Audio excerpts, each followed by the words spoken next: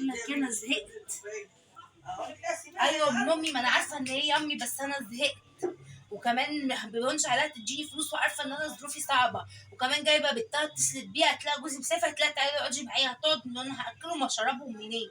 ومعاها فلوس قد كده على قلبها هما الاتنين. اه، وهي امي معاها فلوس ياما اساسا. ما يهونش عليها تقول لي خدي هاتي اكل للعيال ولا هاتي اكل ليا، حتى ليها هي. بص انا عندي فكره، انا هحط لها دلوقتي سم في العصير.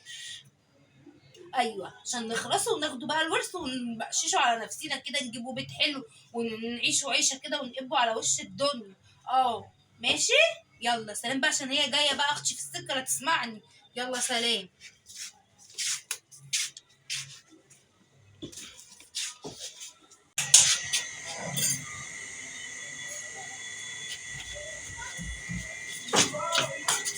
خدي يا ماما عصير. الله والنبي دماغك سواد يا بنتي. ايوه ما انا قلت يا عيني انت عطشانه.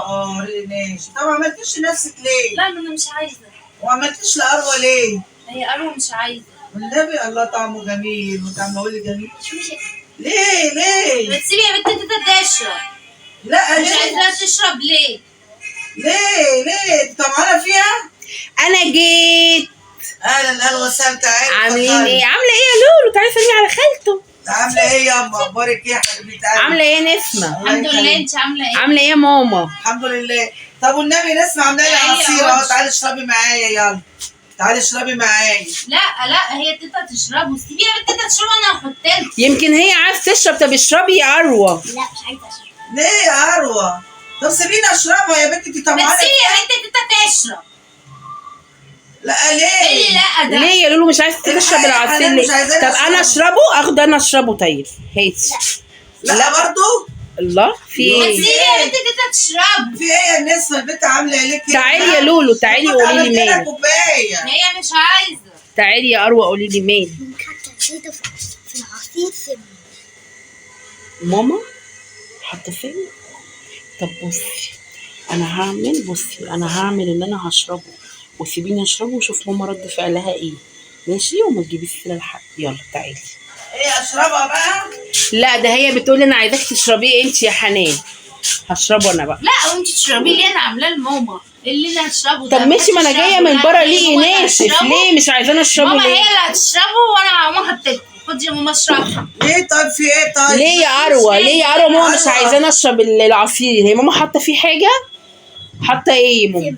يا لهوي سم عليكي. عايزه السم امك؟ ده انت بنتي يا حبيبتي. عايزه السم امك طبعا عشان الفلوس صح؟ تعالي يا اروى حبيبه تيتا يا اختي حبيبه تيتا، ربنا يخليكي ليا. ازاي بقى تعملي كده؟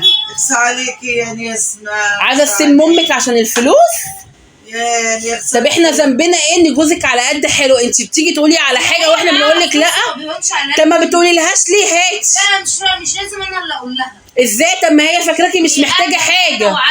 طب ما هي مش بتدينا احنا كمان. طب انتوا مبسوطين، هي عارفه ان انا محتاجه. طب انت ليه مش بتديها يا ماما؟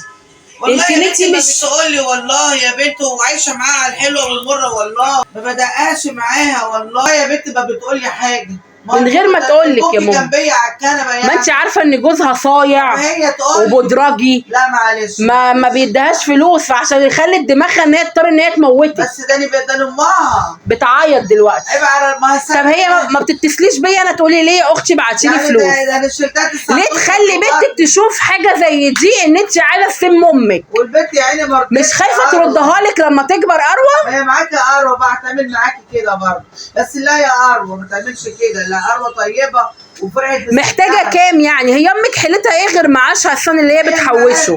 وبتحوشه لينا، يا معهاش ملايين يعني. ابوك الله يرحمه كان غلبان وانا جوزي شغال موظف. بس انا ماليش هنام معاها تاني يا حنان. لا دي ما تتامنش طبعا. لا دي انت اللي قلتي اجي اقعد هنا. معلش ما انا قلت. مع ان هي غلبانه، هي عندها حق، هي مش مستحمله ان حد يجي يقعد عندها. هي مش مستحمله. والله يا بنتي بتعملي لي اكل اي كلام. انت يا ماما كنتش قعدتي في بيتك واحنا كنا كل يوم واحده تيجي تخدمك. تعالي ونسيني. اعملك ما هي عشان تقتلك، جايه عشان ترسم عشان تقتلك. لا خلاص مش هقعد معايا يا حنان. ويا ترى بقى لو جيتي قعدتي عندي يومين برضو تفكري انك تسمي جوزي ولا عيل من عيالي؟ خلاص على كده. لا لا بس انا مش هسكت لها، لا دي لازم دي تتقرش دي بعد شويه. كده مالهاش امان تقعد معانا. ده انا هفضحها مع باقي اخواتها لا كلهم. معلش حقك عليا يا بنت، انا ما اعرفش عليك، بس هان عليك تموت امك. عشان الفلوس، مع ان هي خايبه. انت لما هتموتي المعاش هيتقطع، هي كانت بقى تتطلق يمكن وتعيش معاه كده. لا حرام، لا تعيش ايه بالحرام مع عيالها. يلا الله يسامحها بقى. يلا معلش.